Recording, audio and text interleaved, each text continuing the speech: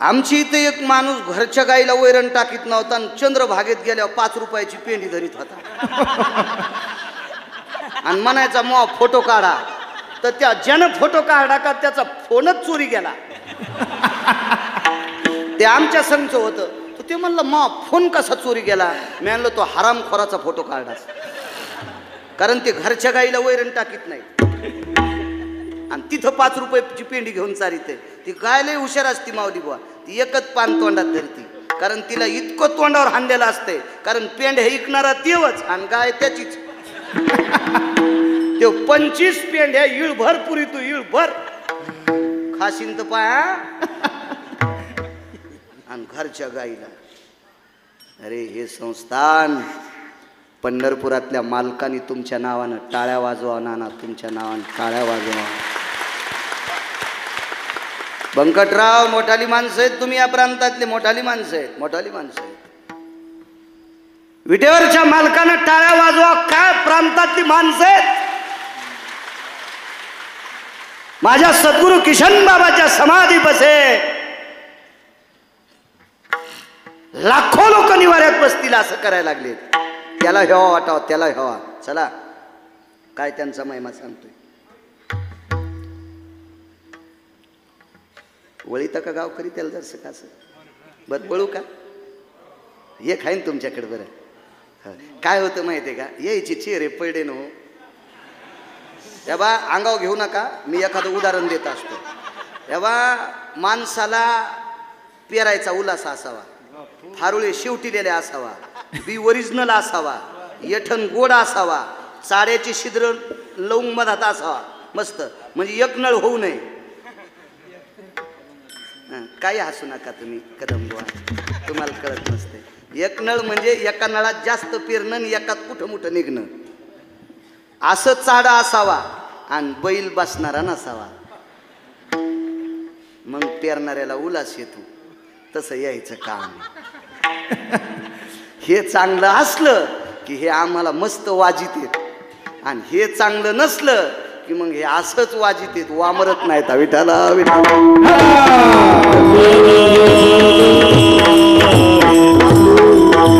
बघा नावं घेतल्यात तुम्ही बी येत, तुम्ही बी येत. जरासं लक्ष ठेवत जा. सांडी जा इथं जरा जुरा काही. तुम्ही बी येत. त्याचं नाव काय लक्षात नाही. गंगा भाऊ गेलतो त्यांच्याकडे एकदा. हो अजून आता बऱ्याच दिवस झालं भेटी नाहीत ना जाजू शेठ, त्याच्यामुळे लक्षात नाहीत काय काय माणसं. नाहीत मला खाती की गालन ना हाती की बाल लगेच कळते. हो ते पुन्हा वैकुंठवासी नामनिष्ठ मदन महाराज बेहाने ज्यांच्या कुळात जन्माला आले शेठजी.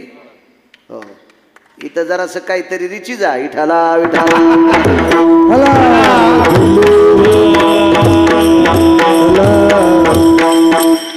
परवाला आम्ही कीर्तनाला गेलो, मोठ्या माणसाचं कीर्तन होतं ना तुम्ही तिथं. मी म्हणलं ह्या मंदिरावरला कव्हाच दिवाळी झू देऊ नका. भगवंत तुमच्या इथला कधीच आनंद मातीत घालणार नाही.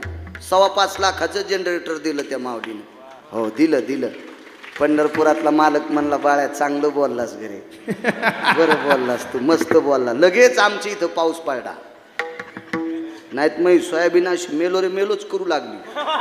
हो मला मागितलं असतं तर थेंब नसता पडला. हो पण देवाला मागितल्याबरोबर तसं देवाला करा.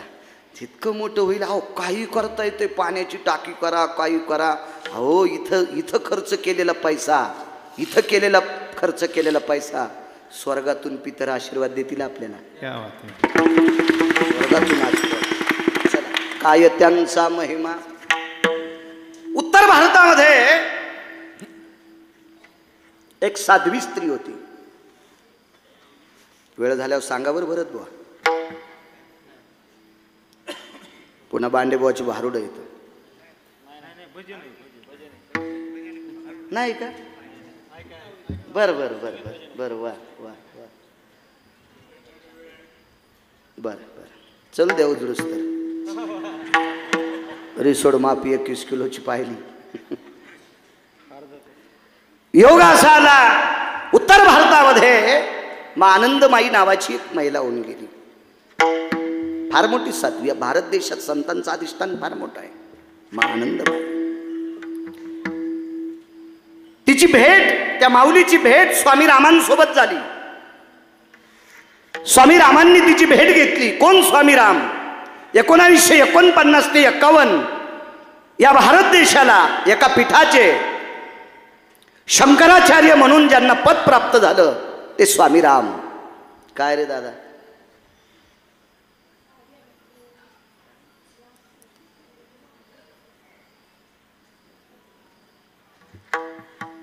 एका पीठाचे ती शंकराचार्य होती. आणि अशा परमपावन महात्म्याची भेट एका परमपावन या पवित्र देशातली माझ्या माईंनो, तुमच्यातली एक साध्वी स्त्री, साध्वी स्त्री, साध्वी स्त्री. काय झालं? काय बसान गपचीप?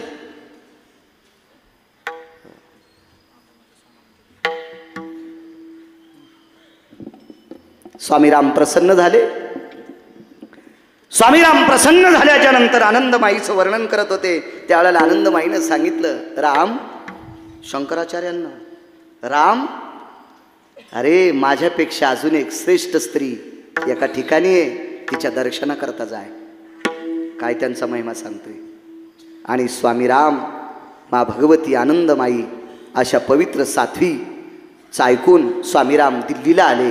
आणि दिल्लीहून 120 मैलाच्या अंतरावर आग्रा नावाचं शहर आहे. त्या शहरात एक साध्वी राहत होती. स्वामीराम त्या आग्र्यात पोचले. आग्र्यात पोचल्याच्या नंतर स्वामीरामांना एक भिकारी दिसला. दसकाटाला कसपट कधीच समजायचं नाही. ज्याच्या अंगावर लय कपडे भारीचे म्हणतो श्रीमंत असतो का? घरात 12 हात येळू फिरतो. काही नाद असतो, वरून झकबक, आतून भगभग. काहीला इतका नाद कपड्याचा, बायको 17 भाईच्या मिरच्या तोडीन. आणि असे कपडे घाली तुम्ही जसे मुख्यमंत्र्याचा चुलताचे. नाद असतो. याच्यावर कधीच जायचं नाही वरच्यावर. हे वरचं कव्हा निष्ठून जात असते, वरच्यावर नाही. पुढच्याची सगर्भता पाहण्यासाठी दृष्टी सुद्धा त्या पात्रतेची लागेल. स्वामी रामांनी त्या भिकाऱ्याकडे बघितलं. इमानदारीनं तुम्हाला तुमच्या अंतःकरणाला थोडा थाव घ्या. भिकाऱ्याकडे बघत असताना वृत्ती काय असते आपली? काय समजतो आपण त्या भिकाऱ्याला? सामान्य समजतो त्या भिकाऱ्याला, सामान्य. स्वामी रामांनी त्या भिकाऱ्याकडे बघितल्याच्या नंतर स्वामी रामांच्या लक्षात आलं, सूर्याच्या प्रकाशाला, तेजाला लाजवील इतकं तेज त्या भिकाऱ्याच्या चेहऱ्यात होतं. वय किती झालं असेल बाबांचं आता? बाबांचं काय वय? 67. चेहऱ्याची ताकद पाहा, बघा ना प्रसन्नता. या लोकांकडे बघितल्याच्या नंतर त्यांच्या पायावर मान वाका वाटते, मान वाका वाटते, मान. आचरण सांभाळणारी लोक आहेत. नाही, आचरण सांभाळणारी लोक आहेत. निष्ठेनं विश्वाच्या मालकाला शरीर समर्पित करणारी माणसं आहेत. तसा तो एक भिकारी आहे. त्याच्या डाव्या हातात काठी आहे, उजव्या हातात भिक्षेचं पात्र नाही माऊली बाबा. उजवा हात असा पुढे केलेला आहे. आणि स्वामी रामांनी विचारलं, महात्माजी, शंकराचार्य भिकाऱ्याला महात्माजी म्हणतात. भरत बुवा, अरुण बुवा, महात्माजी म्हणतात. महात्माजी, महात्माजी. कधी कधी एक सांगतोय, बारकाल्यांना चांगलं बोलायचं शिका. इथं बसलेल्या राजकारणी सगळ्या लोकांना सांगतो, तुम्हाला खपक्या लाकडं मोठं करीत नाहीत. तुम्हाला मोठाले माणसं मोठं करीत नाहीत. सज्जनांनो, बारकाल्या लोकांची मतं पडतात तेव्हा तुम्ही खुर्चीवर बसतात, हे लक्षात ठेवा. मी काय राजकारणी नाही, 7वी पास आहे, पण महाराष्ट्र फिरतोय. माझे 4033 गाव झालेत महाराष्ट्रातले. एकदा गेलेलं नाही. इथं तर 9वी चक्कर आहे. एकदाच लिहितोय. आचार्यानं किती जरी शहाणपणा केला, मोठाले लाकडं टाकून चुलांगण पेटवायचा. आचार्यानं किती जरी शहाणपणा केला, मोठाले लाकडं टाकून चुलांगण पेटायचा, त्याच्या आज्याला चुलांगण पेटणार नाही. त्याला चुलांगण पेटण्यासाठी बारकाली लाकडं पण घालावं लागतील. तवा मोठाली लाकडं पेटत असतात. म्हणून राजकीय लोकांनी सुद्धा बारकाल्यांकडे बघत जा. बारकाल्याच्या लक्षात आल्यावर हे चांगल्या चांगल्याला उलथून टाकीत. हो हो हो हो हो. त्याला सांगितल्यावर तुमची लय खसखस पिकली. पाकिट देणारा लय मोठा नसतो भरत बुवा. मोठाली लोक आपल्याला त्या दिवशी पाकिट देतात, बारकाली लोक आपल्या कीर्तनाला येतात. बारकाली लोक तुमच्या पक्वादाला टाळ्या वाजतेत, त्यावेळेला तुम्हाला पाकिटं देतेत. बारकाली लोक तुमचे बालासाहेब भजन ऐकतेत, त्यावेळेला मोठाली लोक तुम्हाला पाकिटं देतात. पंढरनाथ बुवा, उतरेश्वर बापू. म्हणून बारक्या लोकांकडे कधीच वामदृष्टीनं बघायचं नाही. चला, स्वामी राम म्हणले महात्माजी महात्माजी महात्माजी. बोलिये, हातात काठी आणि असा हात कपाळाला लावला. बोलिये महात्माजी. स्वामी रामांनी विचारलं, ते हिंदीत बोलत होते, मला काही हिंदी येत नाही आणि गरज नाही त्याची, काय करायचं आपल्याला त्याच्याबद्दल. जिला गौऱ्या नीट लावता येत नाही तिनं धिडे करूच नाही.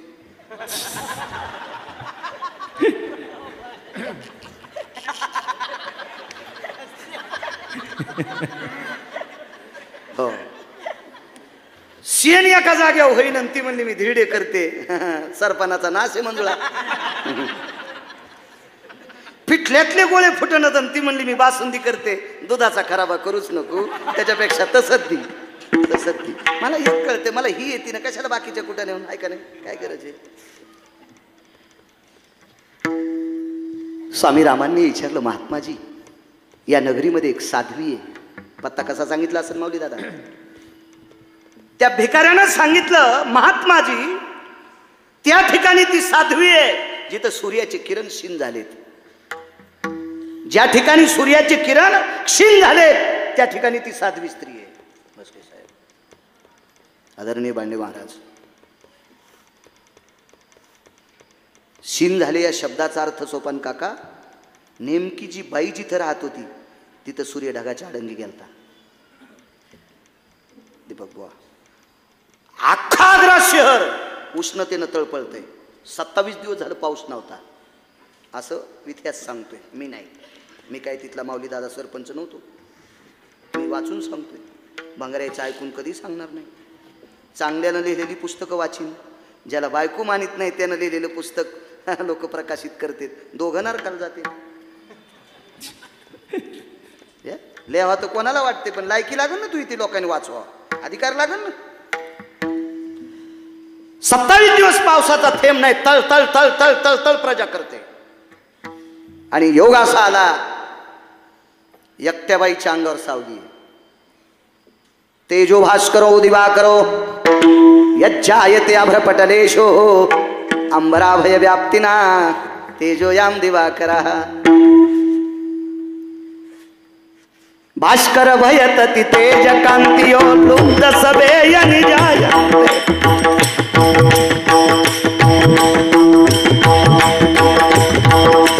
शिनस्व भयतति पुरत भयामि ध्यान कृतुं भयजायन्ते.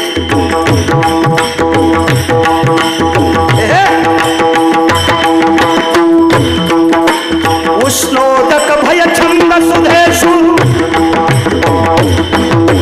वरुतति काया छंद पराना. स्वेदायन यन जायन सुधियो लवश्व कांती भास्कर.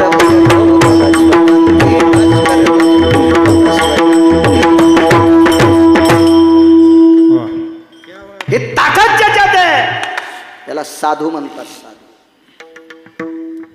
चांगलं वाजणार असल्यावर मला वाटतं सगळ्याच कीर्तन करायला तुमच्यासारखे भेटावं. चांगली गोष्ट, चांगल्या भट्टीतलं सोनं आहे. एकटीच्या अंगावर सावली आहे. स्वामी रामांच्या लक्षात आलं भिकाऱ्याचा दर्जा किती मोठा आहे. नाला सूर्याचे किरण जिथं थांबतात, व्यंकटराव हे भिकाऱ्याला सांगतायत होतं, भिकाऱ्याला स्वामी रामांनी त्या भिकाऱ्याला प्रणाम केला. बरं, प्रणाम केला भिकाऱ्याला. आणि स्वामी रामांच्या एक लक्षात आलं, या भिकाऱ्याच्या हातात याचा दर्जा इतका मोठा आहे, पण याच्या डाव्या हातात काठी आणि उजवा हात असा आहे. मग भिक्षा पात्र का, झोली का नाही, कशी भिक्षा मागतोय? स्वामी रामांनी विचारलं, महात्माजी करद्वयो यती त्या पारणी हा ये पात्रे सुजा येते. कर म्हणजे हात, पारणी म्हणजे हात, पात्र म्हणजे भिक्षा पात्र. आपल्या हातात भिक्षा पात्र नाही, आपण तर भीक मागता. त्या भिकाऱ्याने कदमबुवा सांगितलं, महात्माजी काम हो गया ना आपला. तुम्हाला जो पत्ता विचारायचा तुम्ही सांगितलाय ना, मग ह्या पंचायती काय करायच्या आपल्याला? स्वामी रामांनी हात जोडे, शंकराचार्यांनी हात जोडे. शंकराचार्य होता येतं का? शंकराचार्य बापदादाची प्रॉपर्टी विकून काही होता येईल. शंकराचार्य होता येत नाही बाबा, ते का साधी गोष्ट आहे का? आणि त्या शंकराचार्यांनी त्या भिकाऱ्याला हात जोडले. विचारलं, महात्माजी कळून घेण्यासाठी विचारतोय. सुनिये, तेजो मध्यायाम दिवाकरेषु करांगुले भय जायते नस्तिता. म्हणजे 12च्या नंतर 14 मिनिटं, 12 वाजून 14 मिनिटापर्यंत भिक्षा मागत असतो. ती कांती भिक्षा. कांती शिजलेली पदार्थ मागणं याला कांती भिक्षा म्हणतात पुराणामध्ये. आणि या कांती भिक्षेला वारकरी संप्रदायानं गोड नाव दिलंय. त्या नावाला मधुकरी म्हणतात. मधुकरी म्हणतात. मग ही मधुकरी मागतोय मी, पण किती मागतोय पात्र नाही. त्या भिकाऱ्याने सांगितलं, अंगठा सोडून आणि पुढचे 4 बोट सोडून मधला जो माऊली दादा भाग आहे का सोपन काका, इतक्यावर बसल इतकंच मागतो दिवसात एकदा. तो 12 वाजून 14 मिनिटाच्या आत मागायचं आणि ते खायचं. 12 वाजून 15, 16, 17 मिनिटं झाले तर त्या दिवशी भिक्षा मागत नाही, त्या दिवशी उपाशी राहतो. स्वामी रामांनी पायाखालची माती कपाळाला लावली. काय भिकारी असेल तो. पण त्या भिकाऱ्याला कालच्या दिवशी पोटात अन्न नव्हतं आणि स्वामी रामांना सांगण्यासाठी वेळ जात होता. म्हणून त्या भिकाऱ्याने वरी हात केला. भास्करा ठहरिए, ठहरिए, कल से भूखा है. सुनिए भास्कर, हे रवि, हे तेज कांती, सुनिए, ठहरिए, ठहरिए. भिकाऱ्याने हात केल्यावर सूर्य काही वेळापुरता थांबला. पळभरी होय मध्यनासी दिन पळभरी होय तीर, पळभरी होय तीर, पळभरी होय तीर, पळभरी होय तीर, पळभरी होय तीर, पळभरी होय तीर. माध्यानाशी दिनकर पळभरी होय स्थिर. 7व्या अवतारात जगदानंद कंद जगतपती भगवान प्रभू रामचंद्र जन्माला यायचे. त्यावेळेला सूर्य थांबला. त्यावेळेला सूर्य थांबला. त्यावेळेला एका कवीनं गोडस लिहिलंय. 2 प्रहरी काग सखे, 2 प्रहरी काग सखे, सूर्य थांबला, सूर्य थांबला. राम जन्मला ग सखे, राम जन्मला, राम जन्मला ग सखे, राम जन्मला, राम जन्मला ग सखे, राम जन्मला, राम जन्मला ग सखे, राम जन्मला. 2 प्रहरी काग सखे, सूर्य थांबला, राम जन्मला ग सखे, राम जन्मला, राम जन्मला ग सखे, राम जन्मला. एका कवीने गोडस लिहिलंय. पण जुन्या काळातली कवी सुद्धा पुराणाला धरून बोलत होते. माध्यानाशी दिनकर. तुम्हाला एक सांगू का, जुन्या काळातले फिल्मी सृष्टीतले गायक सुद्धा इतके सात्विक होते, इतके सात्विक होते. ते पुराणाला धरून गाणे करीत होते. पुराणा धरून गाणे करीत होते. पुराणाला गान सम्राट प्रल्हाद शिंदेचं गाणं आहे. पडर पाण्या, पडर पाण्या, कर पाणी पाणी, शेत माझं तानेल जात गावानी, शेत माझं तानेल जात गावानी.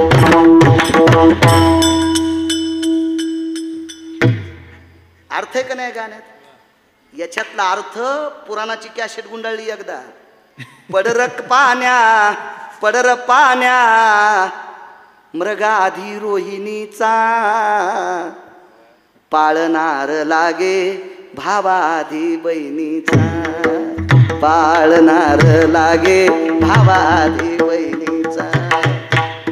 बहिणी बहिणीला लेकरू झालं की भाऊ ऋणातून मुक्त झाला. बहिणीला अपत्य झालं की भाऊ ऋणातून मुक्त होतो. माईल सांगतो, माझ्या खांद्यावरला भार संपला, माझ्या ताईला कुलदीपक झाला. हे गाण्यातल्यानं सांगावं. आणि हाताची गाणी मला काय झाल्यावानी वाटतंय. वा वा वा वा वा. अरे तू आबा पानसर भाईच्या कोंबड्या सांभाळायला आणि तुला काय झालं वाटतंय पानछटा. विठाला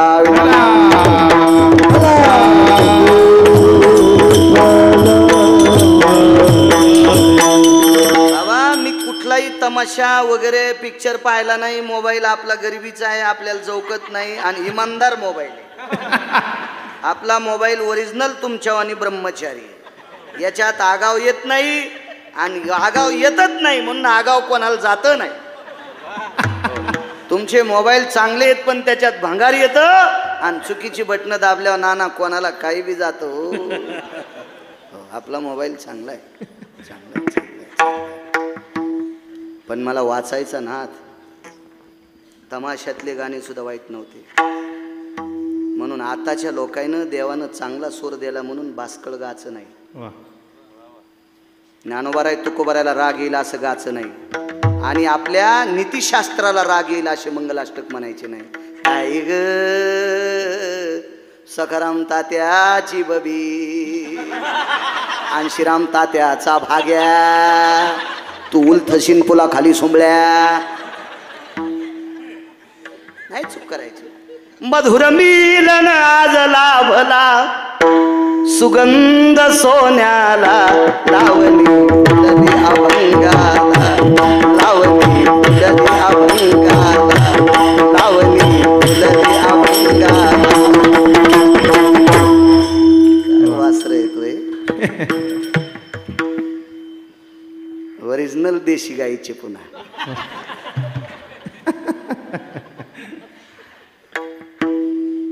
निळोबारायला फसवण्यासाठी एक लावणी सम्राट आलती.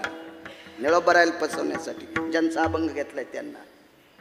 पण ज्या वेळेला निरोबारायनी तुकोबारायच्या गाथ्यातले 3 अभंग गायले आणि वाळलेल्या उन्हाळीच्या झाडाला त्या अभंगाच्या ताकदीनं निळोबारायने हिरवं केलं, त्यावेळेला तिनं पायातले चाळ बाहेर फेकून दिले. लावणी भुलली अभंगाला. सूत्रबद्ध लोक होते हो, सूत्रबद्ध लोक होते. चल माया गावाला जाऊ, तुझ्या गावात धोतर वरी करून चला लागते. राधा कशी येईन तुझ्या गावात. राधा रंगानं दिसते छान, तिच्या यनीला गोंडे 2, तू पप्याच्या माईला गोंडे लाव सुंबळ्या. राधेच्या अंगाची माती पंढरपुरातला मालक कपाळाला लावतोय, गोपी चंदन उटी. त्या राधेचा अपमान जर कोणी भजनात कीर्तनात करील त्याचे पूर्वज नरकाला जातील. विठाला विठाला.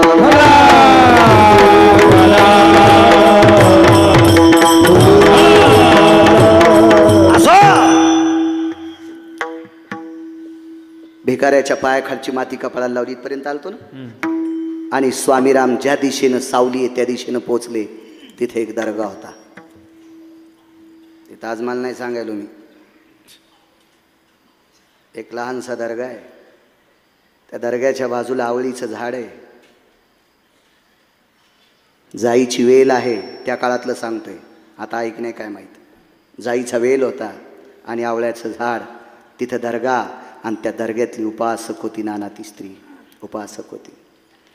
स्वामी रामांनी भिकाऱ्याची तद्रुपता लक्षात घेतली. काय त्यांचा महिमा. जिच्या डोक्यावर एकटीच्या डोक्यावर ऊन लागू नये याच्याकरता सूर्यसीन झालाय उत्तरेश्वर बापू. त्या अर्थीबाई अधिकारी आहे. पण दुःख एका गोष्टीचं वाटलं, ही दर्ग्याची उपासक आहे. दुःख काय वाटलं, माझ्यासारख्या शंकराचार्यांनी, या पवित्र भारत देशातल्या शंकराचार्यांनी दर्ग्याच्या उपासक स्त्रीला प्रणाम करावा. हे कितपत गोड आहे. शहाणी माणसं तपासल्याशिवाय खात नाहीत. शहाणी माणसं पारखल्याशिवाय कोणाला मानित नाहीत. असं अंदाजे मानणं मूर्खपणाचं टोक असते. आम्ही एकदा यात्रेला गेलो ना, एक जण म्हणला हे आमचा मुलगा आहे. आमच्या संघचं भुललं ती पोरगी देऊन टाकली. देऊन टाकली पोरगी त्याला. कसं भुललं ते लगेच पोराचा बापले हुशार होता. अरे काय चालू आहे रे खाल्लाकडे पट्टीत 50-60 आवताला. 50-60 आवताला म्हणजे 25 जर म्हणलं 50 म्हणलं तर 25 आवतं आणि 60 जर म्हणलं तर 30 आवतं. 50-60 आवताला डमणी भाकरीला आणि तमाम मोकळे. आमच्या इथला म्हणला 50-60 बैल आवताला डमणी भाकरीला मग गडी किती असतील आणि तमाम मोकळे म्हणजे 60 आवताला आणि कितीतरी तमाम म्हणजे मोठी संख्यानं तमाम मोकळे म्हणजे रिकामी बैल किती त्या माणसाकडे. तदेव लग्नं सुदिनं तदेव ताराबलं चंद्रबलं दैवबलं तदेव लाभस्तेषां जयस्तेषां कुतस्तेषां पराजय. लागलं दमच नाही ना गुडघ्यालाच बाशिंगण. 7-8 दिवसाला पोरगी आल्यावर तिचा चेहरा असा सुकला. म्हणलं काय झालं बबे? काय माझ्या संसाराचा सारा मंगळवार झाला. म्हणलं सांगते बापाला. तुम्ही होता ना. अरे म्हणलं मला देवा वाटत नव्हतं पण ते दमच खाईन. बापाला म्हणली बाबा चटीच केलं. कस काय ग? म्हणलं कस काय म्हणजे नीट पाहिलंच नाही. काय महाराज 50-60 बैल आवताला दमनी भाकरीला आणि तमाम बैल मोकळे आणि तो लहान जावाई का? म्हणलं सुंबळ्या विचारनं पोरीला. पोरगी म्हणली महाराज 50-60 आवताला म्हणजे एका बैलाचं नाव 50 आणि एका बैलाचं नाव 60. एका बैलाचं नाव काय ठेवलं 50 आणि एका बैलाचं नाव 60 म्हणजे 50-60 आवताला. आणि डमणी भाकरीला मग सासरा हौसानं सासूला डमणी म्हणी तू म्हणून डमणी भाकरीला आणि तमाम मोकळे. मया सासूच्या माईनं गाय दिली ती. गाय चोट्ट्यानं नेली तिचं गोरं राहिलं. त्यानं पवळीन उडी हाणली ते लंगडे घरी मरू देवा म्हणते गाव खरीच फिरत आणि त्याचं नाव ठेवलं तमाम्या. तमाम मोकळे. हे असं पानचटायचं पाहणं असतं. इतका येडगळ आमच्या गावात नाही. तुम्हाला राग येईन म्हणून आमच्यावर घेतलाय पण तुमचं सांगायलो विठाला.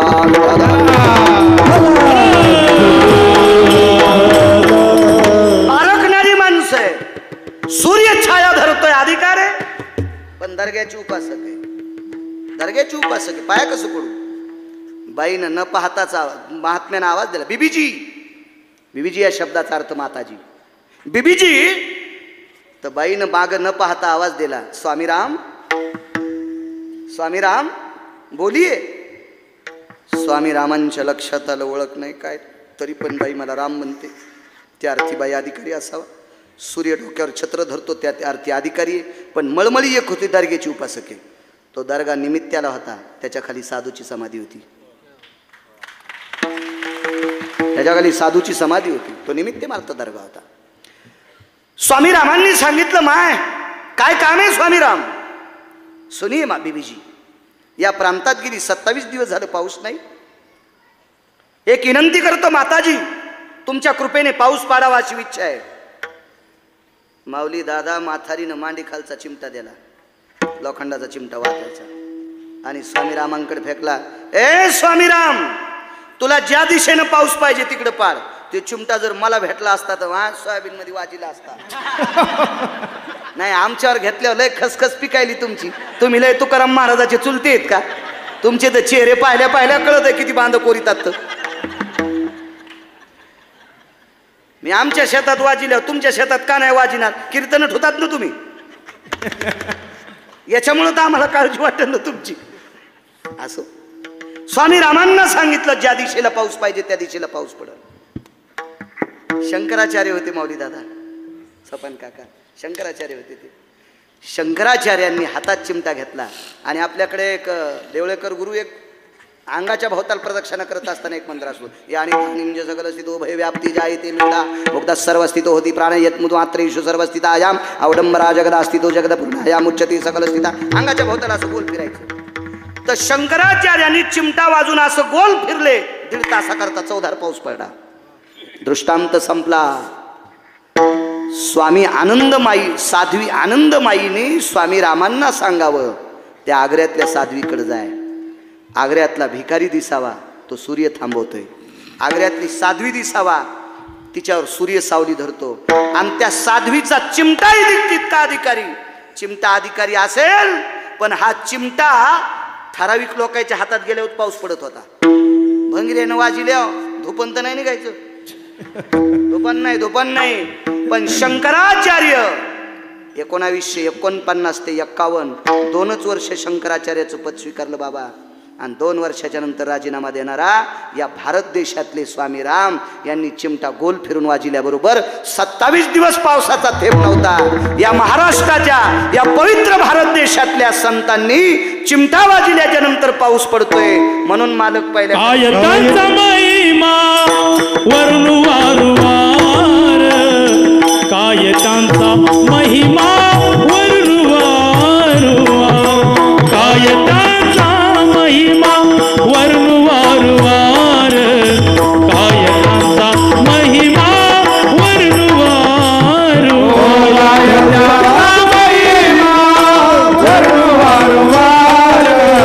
कायतांचा महिमा वरनुवार,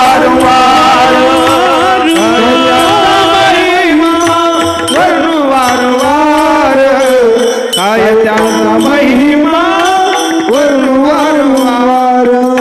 हरी भक्त थोर भूमंडळी, हरी भक्त थोर भूमंडळी, हरी भक्त थोर भूमंडळी, हरी भक्त थोर भूमंडळी, त्यांची भेटीची अर्थ ब्रह्मादिका, त्यांची भेटीची अर्थ ब्रह्मादिका, त्यांची भेटीची अर्थ ब्रह्मादिका, त्यांची भेटीची अर्थ ब्रह्मादिका. हरी भक्त थोर भूमंडळी, हरी भक्त थोर भूमंडळी, हरी भक्त थोर भूमंडळी,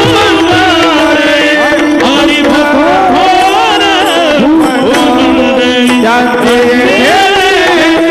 अर्थ ब्रह्मादिका, त्यांची भेटीची अर्थ ब्रह्मादिका.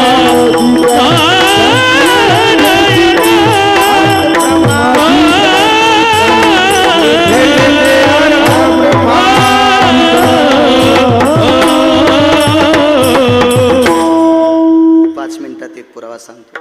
कदंबा कसं असते, कधी कधी धकून घ्यायचं असते. कमी तेलात जी बाई भजी चांगले तळी ती का तिला सुगरण म्हणतात. चलत राहत.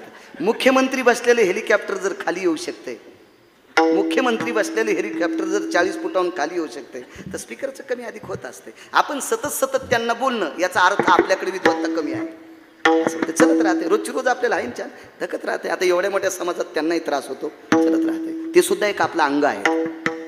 कारण विश्वभर आपल्याला जीवनभर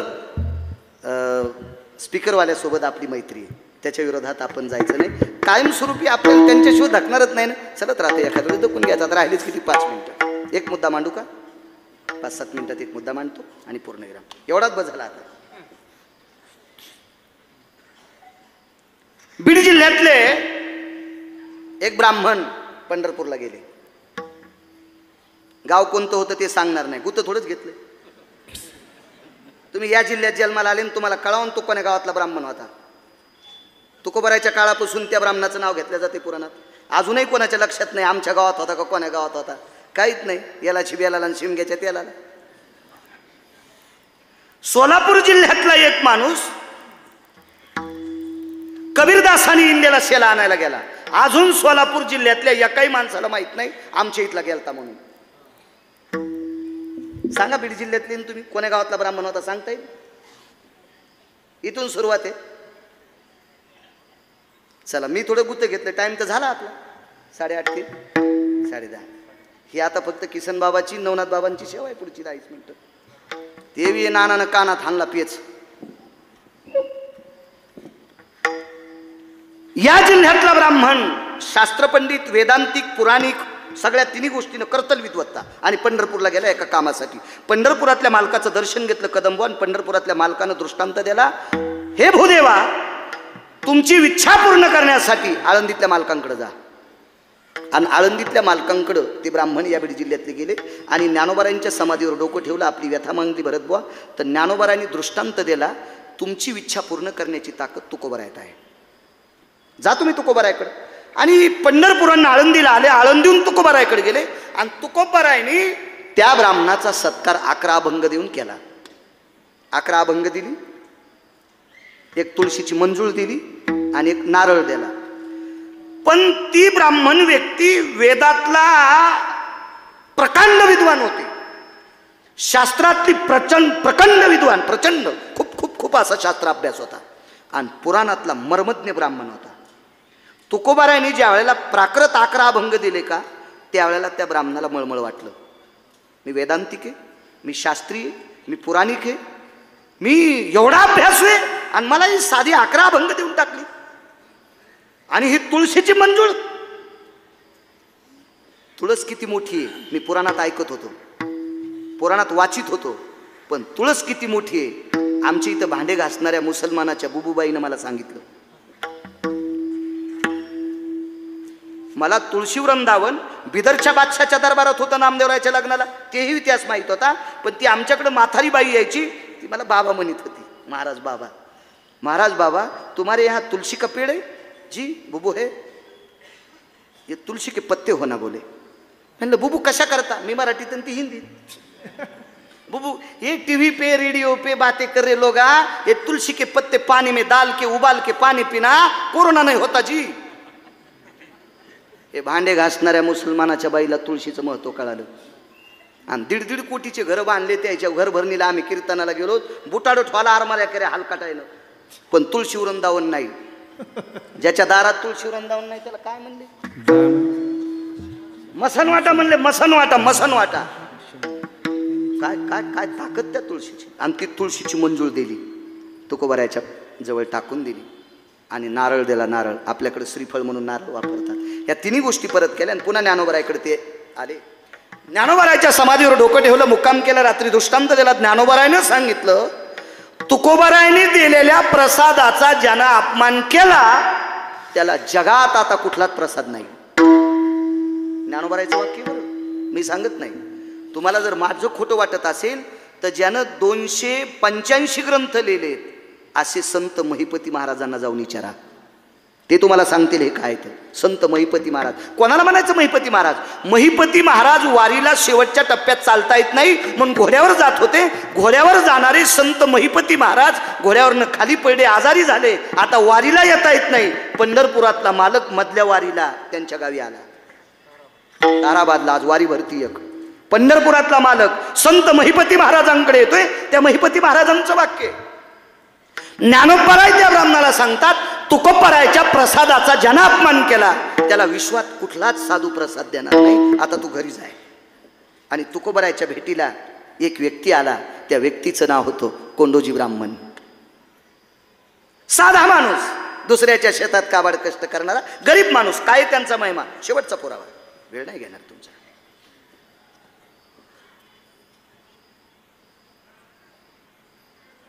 आणि मग तुकोबारायच्या चरणावर साष्टांग दंडवत घातला. तुकोबारायांनी प्रणाम केला. भूदेव आहात आपण? जी. काय नाव आपलं? कोंडोजी नाव आहे. काही शास्त्राभ्यास? काही नाही. पुराणाचा अभ्यास? काही नाही. वेदाचा अभ्यास? काही नाही.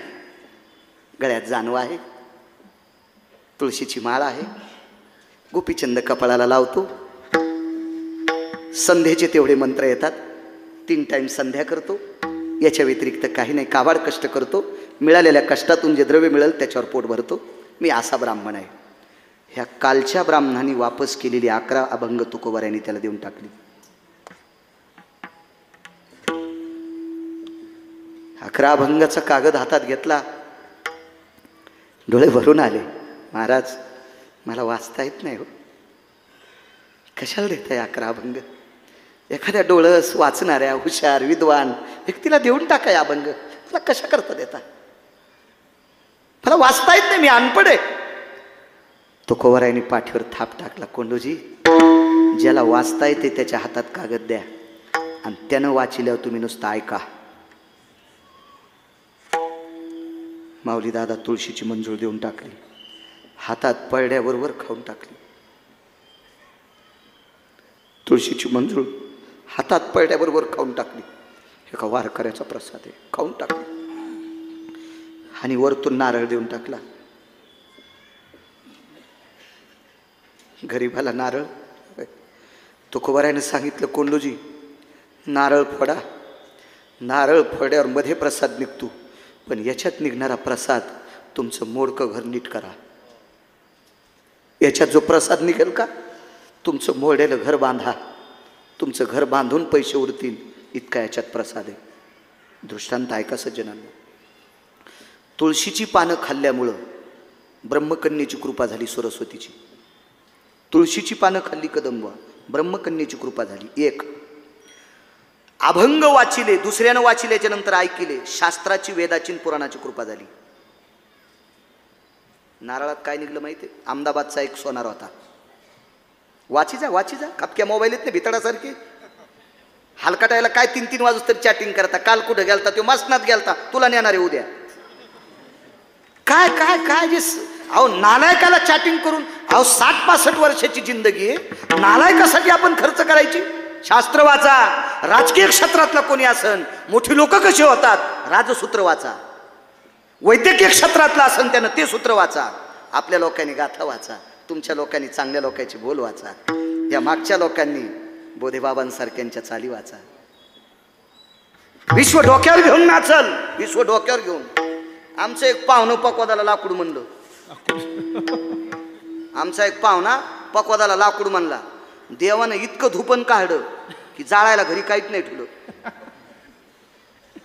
ह्या पकवादानं तुम्हाला डोक्यावर घेतलंय.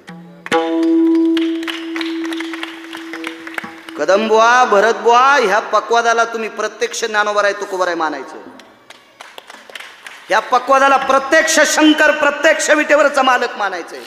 कारण हे मृदंग नावाचं वाद्य, पकवाज नावाचं वाद्य माझ्या काशीतल्या मालकानं आरक्षित केलंय. वाद्य 167 होते माझ्या वाचनातले, 167 वाद्य होते. त्याच्यातलं हे वाद्य काशीतल्या मालकाने भजन क्षेत्रात आरक्षित केलं. भजन तर त्यांनीच केलं. भजन करी महादेव, हा पकवाद त्यांनीच आणला. इंद्राला सांगितलं तू वाजी जाय आता. तुमच्या अगोदर, सगळ्याच्या अगोदर इंद्राने पकवाद वाजीला. भजन शंकराने केलं, नारदांनी केलं, तुंबराने केलं. आणि भजन करण्यासाठी वारकरी संप्रदायाची स्थान स्थिती लागती. म्हणून एका जनार्दनी वैष्णव शिरोमणी महादेव या मासाला भगवान शिवशंकराचा अधिष्ठान असतो. श्रावण मासाला भगवान शिवशंकराने आपल्यावर कृपा केली माऊली दादा. म्हणून आपल्याला कीर्तन, प्रवचन, भजन, मृदंग सगळं ऐकायला भेटतंय. ही शिवजींची कृपा आहे. शिवजीन पैठणच्या मालकांचं वाक्य. अहमदाबादचा एक सोनार आहे.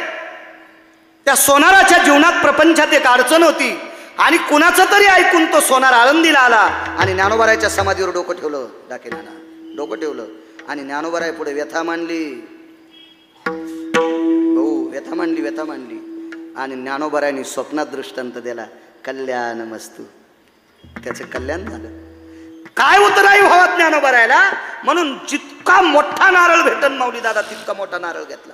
सोपन काका तेवढं मोठं नारळ घेतलं. शेंडी काढली नाही, खिळा घेतला, सळई घेतली, त्याच्या नारळात घातली, पाणी आणि मधलं खोबरं काढलं आणि त्याच्यात हिरेमाणिक टाकले आणि कणिक लावून बंद केलं. ते नारळ ज्ञानोबारायच्या समाधीवर ठेवलं. आणि ज्ञानोबारायने अहमदाबादच्या सोनाराला सांगितलं, हे नारळ समाधीवरलं उचल आणि तुकोबारायकडे नेऊन दे. अगोदरच्या बीड जिल्ह्यातल्या ब्राह्मणाला दिलेलं हेच नारळ होतं. अगोदरच्या बीड जिल्ह्यातल्या ब्राह्मणाला दिलेल्या ह्यात तुळशीच्या मंजुळा होत्या. अगोदरच्या बीड जिल्ह्यातल्या ब्राह्मणाला दिलेल्या हेच 11 अभंग होते. नाकारले. कोंडोजी नावाच्या सात्विक सदाचारी गरीब ब्राह्मणांनी ते 11 अभंग स्वीकारले, मंजूळ खाऊन टाकली. ते नारळ फोडल्याच्या नंतर वाडा बांधला आणि 11 अभंगाची ताकद किती होती कदंबवा. एवढी विद्वत्ता फलित झाली, एवढी विद्वत्ता फलित झाली. या भारत देशाला लाभलेलं राजकीय क्षेत्रातलं 5वं रत्न, पहिलं रत्न कृष्ण, दुसरं रत्न विदूर, तिसरं रत्न कनक, 5वं रत्न छत्रपती शिवाजी महाराज. या भारत देशाला लाभलेला आई लेकरावर जितकं प्रेम करते, वात्सल्या ततच सिंधुस्तते वचा. सागरापेक्षाही व्याप्ती अंतकरणात ज्याच्या मोठी होती, रयतेचे राजा छत्रपती शिवाजी महाराज. आणि या 5वा राजा, या राजातल्या देवघरातली देवपूजा करायचा मान कोंडोजीला भेटला. एक सामान्य माणूस पण तुकोबारायांनी दिलेल्या 11 भंगाची ताकद, तुकोबारायांनी दिलेल्या नारळाची ताकद आणि तुकोबारायांनी दिलेल्या तुळशी मंजुळाची ताकद, रयतेचे राजा छत्रपती शिवाजी महाराज यांच्या देवघरातला पूजा करायचा मान कोंडोजींना प्राप्त होते. ताकद कोणाची आहे? तुकोबारायाची. काय त्यांचा महिमा, काय त्यांचा महिमा वर्णवारो, काय त्यांचा महिमा वर्णवारो. भक्त थोर भुवंड, हरी भक्त थोर भुवंड. काय त्यांचा महिमा वर्णवारो. काय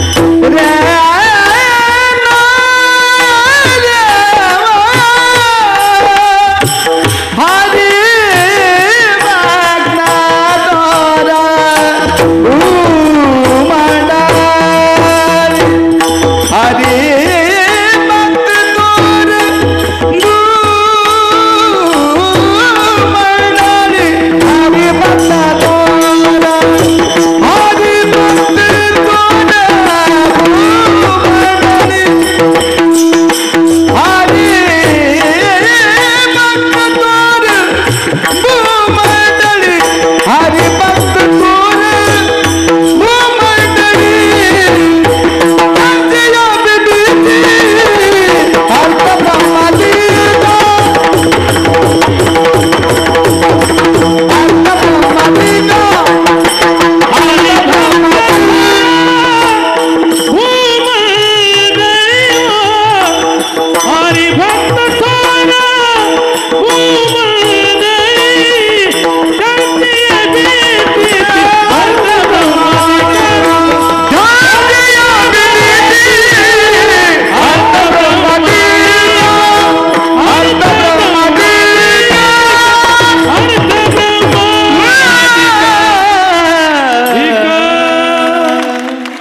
उपस्थित सर्व श्रोत्यांच्या चरणी आवाज